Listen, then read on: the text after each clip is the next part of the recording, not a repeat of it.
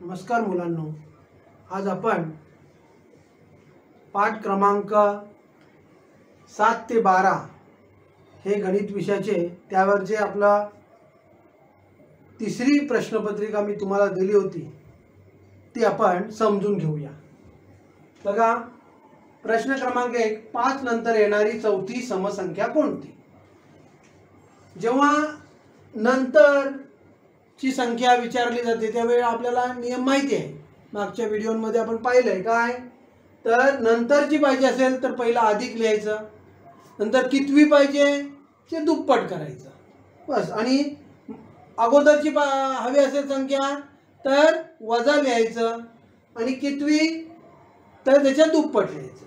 तर बघा या ठिकाणी 5 नंतर, मग पहिला 5 लिहिला, नंतरची म्हणून अधिक लिहिला, त्यानंतर चौथी 4च्या कितवी चौथी त्याच्या दुप्पट, 4च्या दुप्पट 8, मग किती आले बघा 13।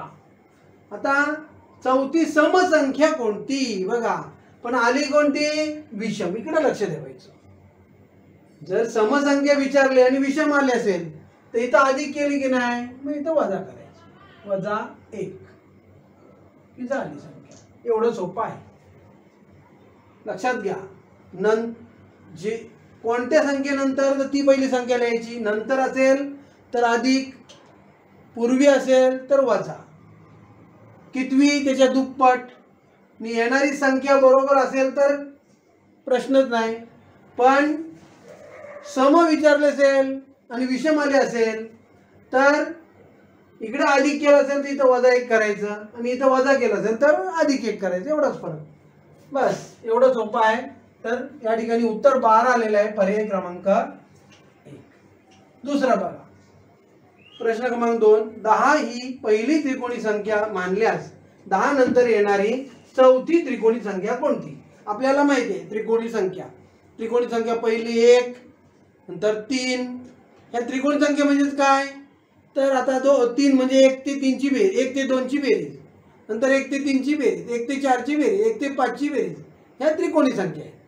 मग 1 ते 2 ची बेरीज 3, 1 ते 3 ची बेरीज 6, 1 ते 4 ची बेरीज 10, 1 ते 5 ची बेरीज 15, 1 ते 6 ची बेरीज 21, 1 ते 7 ची बेरीज 28, 1 ते 8 ची बेरीज 36, 1 ते 9 ची बेरीज 45, 1 ते 10 ची बेरीज 55, म्हणजे 1 ते 10 ची बेरीज किती 55, ह्या काय सर्व त्रिकोणी संख्या आहे। मग आपण या ठिकाणी काय सांगितलं, 10 ही पहिली त्रिकोणी संख्या आहे, ही पहिली त्रिकोणी संख्या मानली, ही पहिली त्रिकोणी झाली, तर त्यानंतर येणारी चौथी त्रिकोणी संख्या कोणती? मग आता ही पहिली आपण मानली, मग यानंतर येणारी चौथी कोणती, तर पहिली कोणती येणार, 10 नंतर 15 ही पहिली, त्यानंतर 21 ही दुसरी, त्यानंतर 28 ही तिसरी, आणि त्यानंतर 36 ही चौथी विचारली। मग चौथी त्रिकोणी संख्या कोणती, तर 36, पर्याय क्रमांक 3। एवढं सोपं आहे, ओके। पुढे बघा, खालीलपैकी कोणती समूळ संख्यांची जोडी नाही? समूळ संख्यांची जोडी नाही, तर समूळ संख्यांचे नियम आहे। तर पहिली गोष्ट, लगतच्या संख्या आहे समूळ संख्या असतात। मग या ठिकाणी बघा, इथं ही लगतची संख्या आहे, म्हणजे ही समूळ संख्येची जोडी नाही, म्हणजे आहे। समूळ संख्या म्हणजे काय, तर कोणतेही दोन लगतच्या संख्या हे समूळ संख्या, म्हणजे ही समूळ संख्येची जोडी आहे। आपल्याला विचारलंय काय, कोणती समूळ संख्येची जोडी नाही। दुसरी गोष्ट की कोणत्याही मूळ संख्या या समूळ संख्याच असतात। आता या ठिकाणी मूळ संख्या कोणत्या आहेत, तशा नाही दाखवल्यात का, प्रश्नच नाही। त्यानंतर एक मूळ संख्या आणि त्या संख्येच्या पटीत नसणाऱ्या सर्व संख्या ह्या समूळ संख्या असतात। म्हणजे 3 घेतला तर 3च्या पटीत नसणाऱ्या, म्हणजे 3 ची पाड्या 3 1 3 3 2 6 3 3 9 3 4 12 हे या संख्या सोडून इतर सगळ्या संख्या ह्या समूळ संख्या होतात। मग आपण आता 11 आहे, तर 11च्या पटीत 11 1 11 11 2 22 11 3 33 ह्याच फक्त समूळ संख्या होऊ शकतात, म्हणजे 11 आणि 25 11च्या पाड्यात नाहीत, म्हणजे ही समूळ संख्या आहे। 7 बघा, 7च्या पाड्यात 24 आहे का, तर नाही आहे, त्याची ती संख्या मूळ संख्या आणि त्या संख्येच्या पाड्यात नसलेल्या सर्व संख्या या समूळ संख्या आहेत. म्हणजे ही समूळ संख्या आहे, म्हणजे हे सुद्धा उत्तर नाही.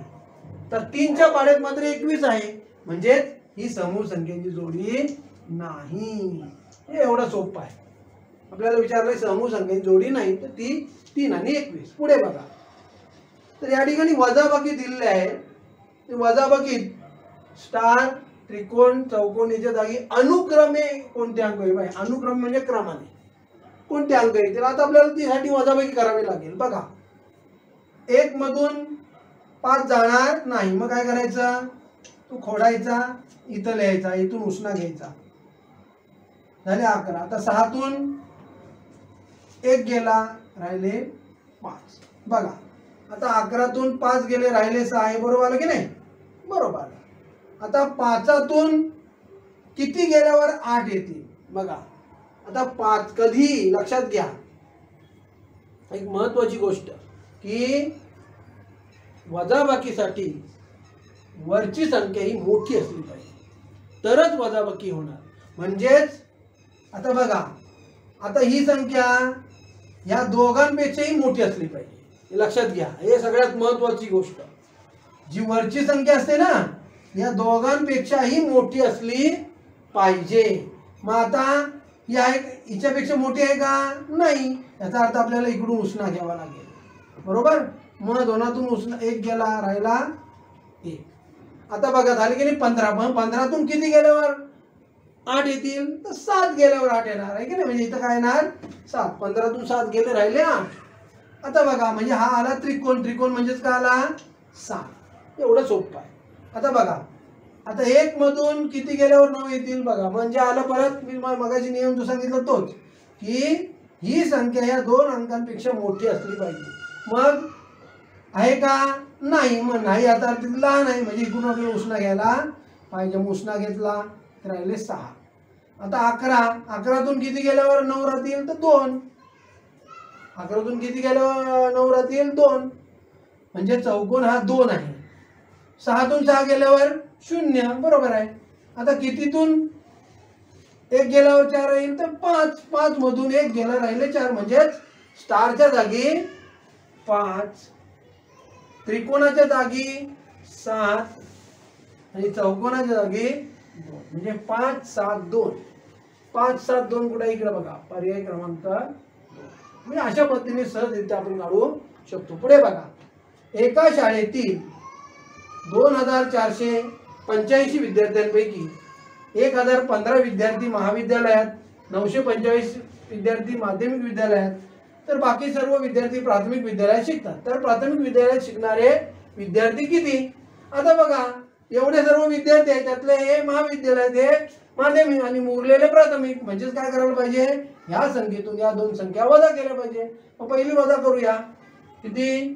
2485 वजा 1015. करूया वजा. 0, 7, 4, राहिले 1470.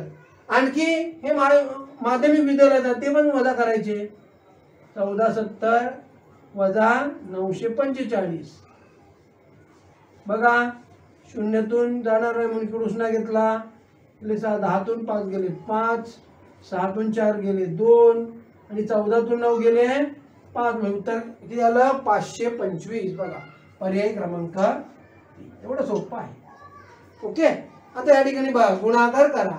1250 गुणिले 455. आता आपल्याला गुणाकार करायला पाहिजे, काही शंकाच नाही. बघा, गुणाकार करूया आपण. आता गुणाकार करताना जर 0 असेल तर त्याला काय करायचं? पहिला आपण बाजूला करायचा, आहे की नाही? तर आपण या ठिकाणी गुणाकार करूया. बघा, व्यवस्थित गुणाकार आला पाहिजे. तर 455 गुणिले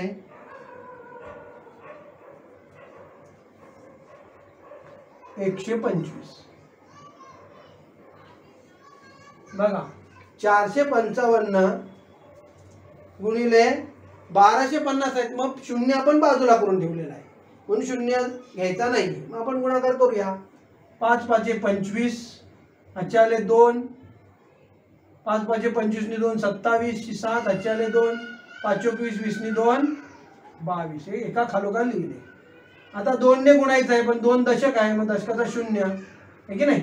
2 5 10, 10 0, हाताला 1.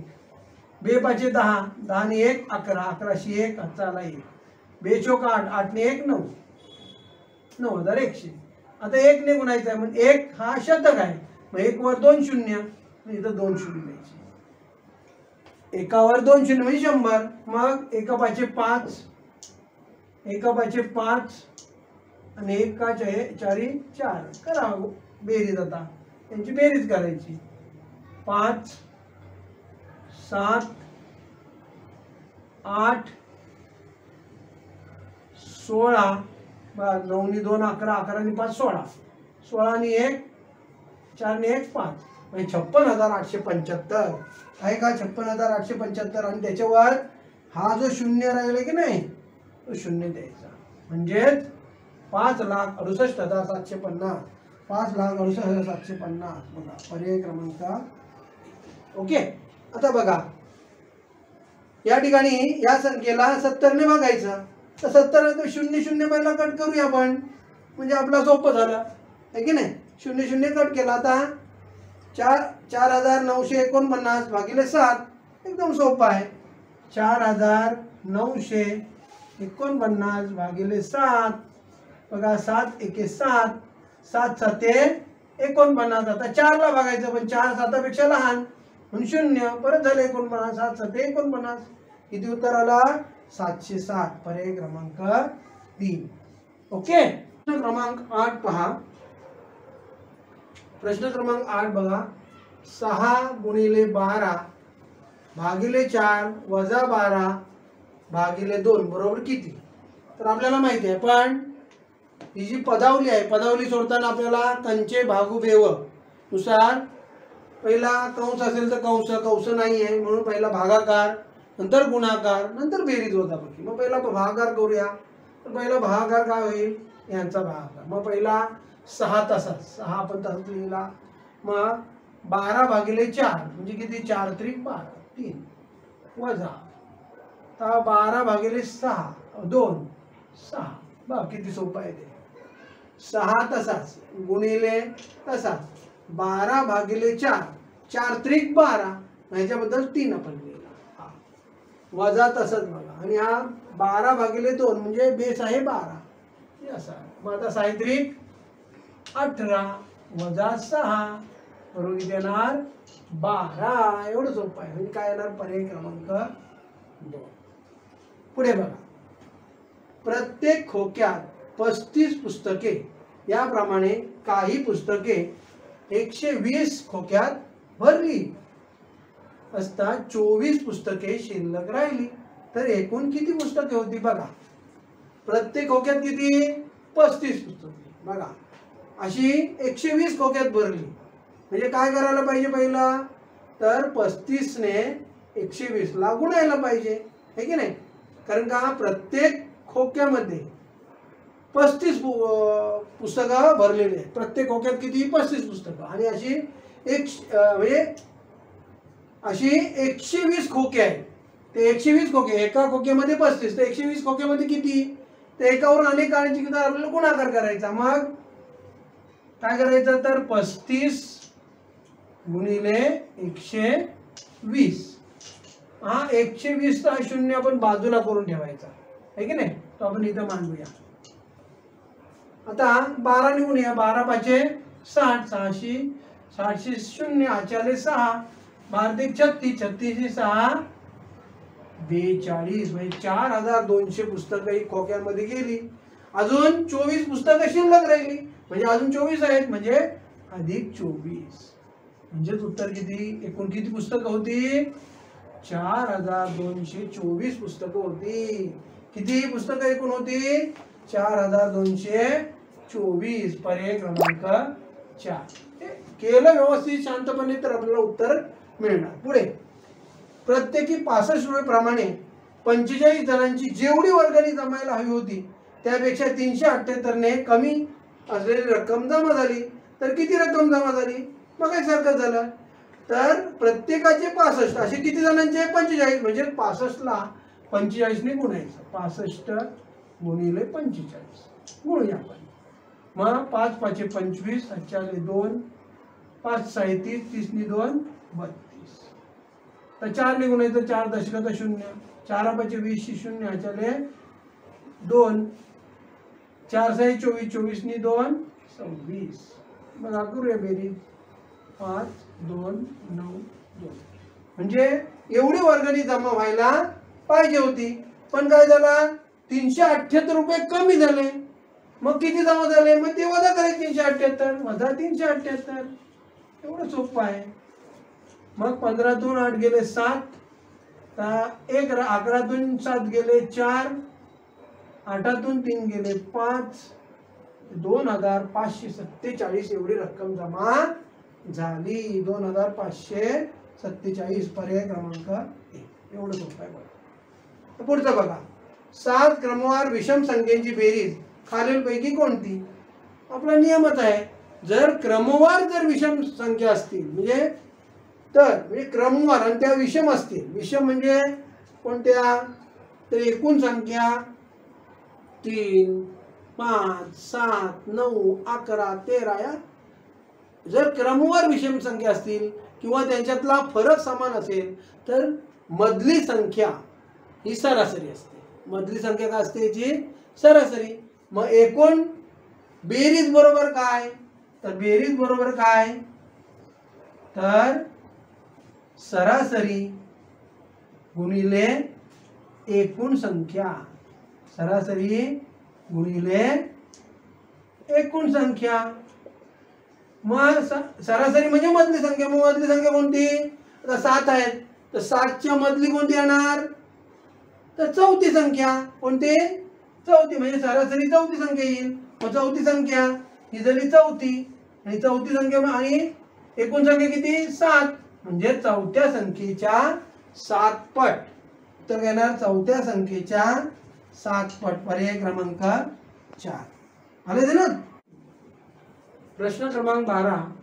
1 ते 100 मध्ये 2 अंकी मूळ संख्या किती आहे? तर बघा 2 अंकी मूळ संख्या किती आहे असं विचारले. आपल्याला माहिती आहे 1 ते 100 मध्ये 25 मूळ संख्या आहेत. 1 ते 100 मध्ये 25 मूळ संख्या आहेत. मग त्यामध्ये एक अंकी कोणकोणते आहेत?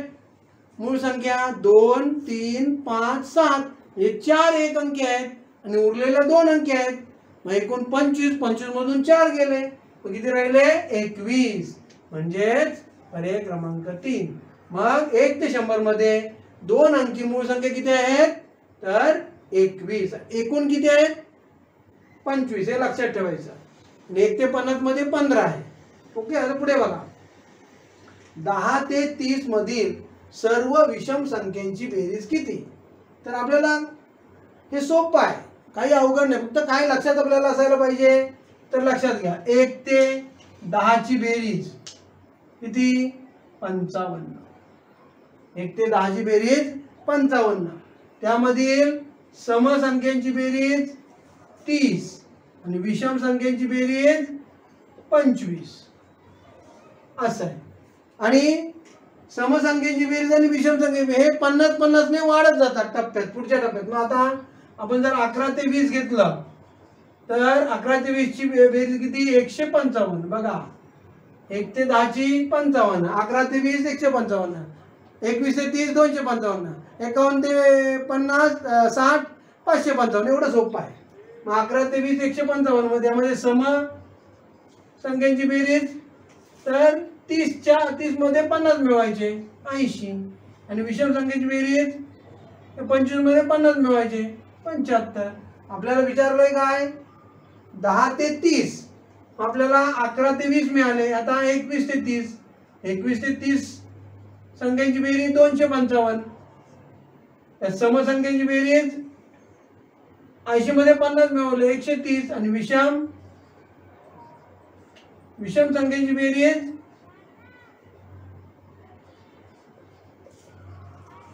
75 मध्ये 50 मिळवायचे 125. आता विचारलंय आपल्याला 10 ते 30 मधील सर्व विषम संख्यांची बेरीज.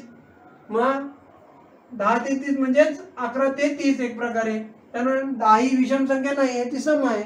मग 11 ते 20 मध्ये विषम संख्यांची बेरीज बघा किती आहे 75, आणि 21 ते 30 मध्ये विषम संख्यांची बेरीज आहे 125.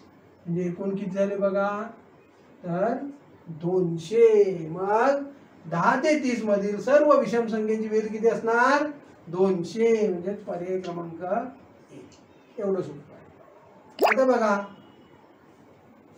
हा काय आहे x च्या पाठीमागे 1 आहे. x म्हणजे 10 वजा 1 9. 9 चा वर्ग किती 9 चा वर्ग 81. मग 81 कोणता बघा 50 60 70 80 81. म्हणजे हा बरोबर आहे पर्याय क्रमांक 1. हा बघा काय ते चालतच नाही 9 9 असं नसते संख्या अशी लिहिली जात नाही. ही पण संख्या लिहिली नाही जात नाही, अशी संख्या लिहिली जातच नाही, आणि ही सुद्धा लिहिली जात नाही. म्हणजे तशी बघितली तर एकच व्यवस्थित लेखन केलेली संख्या ती म्हणजे ही. म्हणून उत्तर पर्याय क्रमांक 1. पुढे 2525 आणि 3450 यांची बेरीज किती करायची बेरीज. 2525 बघा 2525 हा ना, अधिक 3450 3450 करूया बेरीज. 5 7 9 5 म्हणजे 5975. हे उत्तर आहे 5975. मग 5975 हा आहे का 6000. चूक 5975 बरोबर आहे. 6000 पेक्षा 25 कमी बघा 5975